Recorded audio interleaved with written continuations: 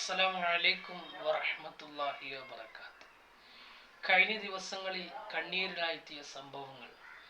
വയനാട് ജില്ലയിലെ രണ്ട് ഭാഗത്തുണ്ടായ ഉരുൾപൊട്ടലിൽ ധാരാളം പേരുകൾ മരണപ്പെടുകയും ധാരാളം പേരുകൾ മണ്ണിനടിയിലാവുകയും ചെയ്തു. അതുപോലെ തന്നെ മറ്റൊരു നാടും ഉണ്ടായിട്ടുണ്ട്. ഏതാണെന്നറിയുമോ? അത് കോഴിക്കോട് ജില്ലയിലെ അതിർത്തി പ്രദേശമാകുന്ന വിലങ്ങാട്, നാദാപുരം പരിസരത്ത്, വടകര നാദാപുരം പരിസരത്ത് വിലങ്ങാട് എന്ന് പറയുന്ന ഒരു പ്രദേശമുണ്ട്. ആ നാട് മൊത്തം വെള്ളത്തിലാണ്. ഇന്നലെ ഉണ്ടായിരുന്ന നാട്, കഴിഞ്ഞ ദിവസങ്ങളിൽ ഉണ്ടായിരുന്ന നാട് ഇപ്പോൾ ഇല്ലാതെയായിട്ടുണ്ട്. എന്തുകൊണ്ട് അത് മാധ്യമങ്ങളിൽ ചർച്ചയാകുന്നില്ല? യഥാർത്ഥത്തിൽ വയനാടിനെ പോലെ തന്നെ ഒരുപാട് വിഷമങ്ങളുണ്ട് ആ നാട്ടിലെയും ആളുകൾക്ക്. പരിസര പ്രദേശങ്ങളിലും കോഴിക്കോട് ജില്ലയിലെ പല ഭാഗങ്ങളിലായിട്ട് ക്യാമ്പുകളിലാണ് അവരുള്ളത്. പക്ഷെ അവർ ചർച്ച ചെയ്യപ്പെടാത്തത് അവിടെ മരണം സംഭവിച്ചില്ല എന്നതുകൊണ്ടാണ്. മരണം സംഭവിക്കാതിരുന്നത് മിനിറ്റുകൾക്ക് മുമ്പ്, മണിക്കൂറുകൾക്ക് മുമ്പ് അവർക്ക് സൂചനാപരമായി സിഗ്നൽ ലഭിച്ചിരുന്നു. അതുപോലെ അവർക്ക് മുന്നറിയിപ്പ് ലഭിച്ചിരുന്നു. അതുപോലെ അവർ മറ്റൊരു വീടുകളിലേക്ക്, ക്യാമ്പുകളിലേക്ക് മാറി താമസിച്ചത് കൊണ്ട് അവർക്ക് നഷ്ടമുണ്ടാകില്ല. 400-ലധികം വീടുകൾ നഷ്ടപ്പെട്ടു.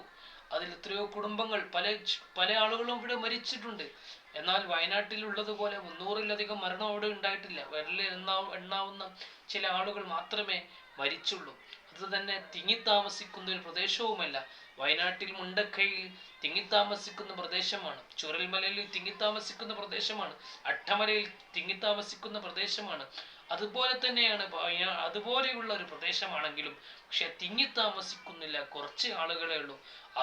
അവരൊക്കെ ദുരിതത്തിലാണ്. കോഴിക്കോട് ജില്ലയിലെ വ്യത്യസ്തങ്ങളായ സ്കൂളുകളിൽ, കോളേജുകളിൽ, മദ്രസകളിൽ, പള്ളികളിൽ അവരൊക്കെ ക്യാമ്പും ഹോസ്പിറ്റലുമായി കഴിഞ്ഞുകൂടുകയാണ്.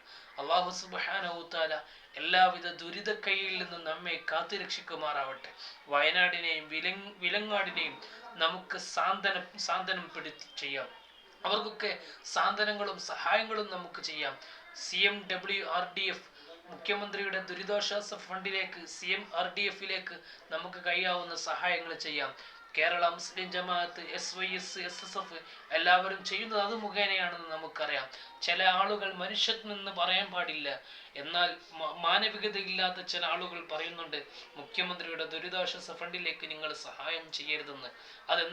എന്ത് കാരണം കൊണ്ടാണെങ്കിലും ഇപ്പോൾ അങ്ങനെ പറയേണ്ടത് ആവശ്യമില്ല എന്ന് മാത്രം ഓർമ്മപ്പെടുത്തുന്നു. അസ്സലാമു അലൈക്കും വറഹ്മത്തുള്ളാഹി വബറകാതുഹു.